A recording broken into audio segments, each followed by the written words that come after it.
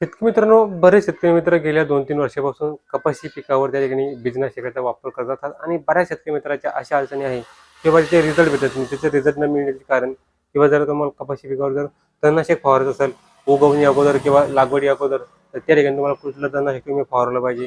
त्याचं फवारण्याचं प्रमाण कसं आहे, किती लिटर पाण्यामध्ये किती ml वापरायचं किंवा एकरी किती वापरायचं आणि जर तुम्हाला चांगले रिझल्ट घ्यायचे असेल तर हा व्हिडिओ नक्कीच बघा. नमस्कार, मी आहे आपला होस्ट अँड दोस्त योगेश्वर बोंद्रे.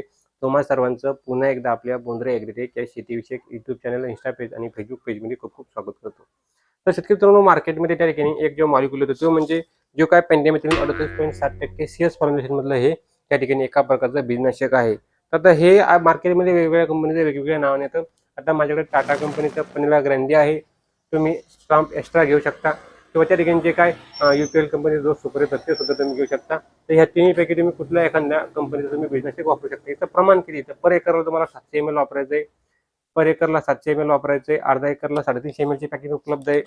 एका एकरासाठी 700 ml ची पॅकिंग उपलब्ध आहे आणि जर तुम्हाला त्या ठिकाणी 5 एकर वापरायचं असेल तर 3.5 लिटरची पॅकिंग उपलब्ध आहे. अशा पद्धतीने तुम्हाला याचा वापर करायचा आहे. प्राईसचा विचार केला 700 ml चा जो पॅक आहे ते तुम्हाला 450 ते 500 दरम्यान भेटून जाईल आणि जो काही मोठा पॅक आहे तो तुम्हाला 2000 ते 2300 दरम्यान तुम्हाला भेटून जाईल.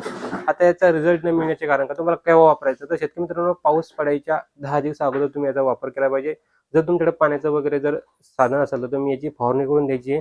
लगेच त्याच्यावर स्प्रिंकलरच्या सहाय्याने पाणी वगैरे द्यायचंय आणि कपाशी नंतर लागवड केली तरी चालते किंवा जर तुम्हाला अगोदर तुम्ही कपाशी लावू शकता, तणनाशकाचा वापर करू शकता आणि नंतर जेव्हा स्प्रिंकलरच्या सहाय्याने पाणी सोडू शकता. जर तुमचं पावसाच्या पाण्यावर जर अवलंबून असेल तर पाऊस पडायच्या एक अंदाजे 8-10 दिवसा अगोदर तुम्ही याची जर पर एकरला 700 ml या प्रमाणात फवारणी केली आणि त्याच्यानंतर जर त्याला 5-6 दिवसामध्ये पाऊस पडला चांदण्यातून, वाहणी पाणी पडता कामा नये, गढूळ पाणी होऊन वाहून गेलं नाही पाहिजे. जर चांगला चांदण्यावरून वगैरे जर पाऊस पडला तर त्या ठिकाणी तुम्हाला चांगले 100% रिझल्ट पाहायला मिळतात. तुम्ही लागवड झाल्यानंतर सुद्धा याचा भाताचा ज्यात वापर करू शकता किंवा लागवडी अगोदर सुद्धा तुम्ही याचा वापर करू शकता. आता रिझल्ट न मिळण्याचे कारण आहे तर बरेच शेतकरी मित्र काय करतात की हा जो काय 700 ml चा जो काय पॅक आहे, 700 ml चा पॅक एका एकरामध्ये न फवारता 1.5 ते 2 एकरामध्ये फवारतात. फवारताना पाण्याचा वापर कमी करा. जर तुम्हाला याचा योग्य जर रिझल्ट घ्यायचा असेल तर पर एकरला कमीत कमी 150 लिटर, जास्तीत जास्त 200 लिटर पाण्याचा वापर केला पाहिजे. बरेच शेतकरी मित्र काय करतात, 12 लिटरचा पंप असतो त्याच्यामध्ये 70-80 ml टाकतात आणि 5 पंपामध्येच 1 एकर कव्हर करतात. तर तसं करायचं. जर तुम्हाला चांगले रिझल्ट हवे असेल तर पर एकरला त्या ठिकाणी 700 ml वापरले गेले पाहिजे आणि कमीत कमी 150 लिटर पाणी वापरले गेले पाहिजे. तरच तुम्हाला चांगले रिझल्ट मिळणार. व्हिडिओ कसा वाटला कमेंट करून नक्की सांगा आणि अशाच व्हिडिओसाठी आपलं पेज फॉलो करा. धन्यवाद.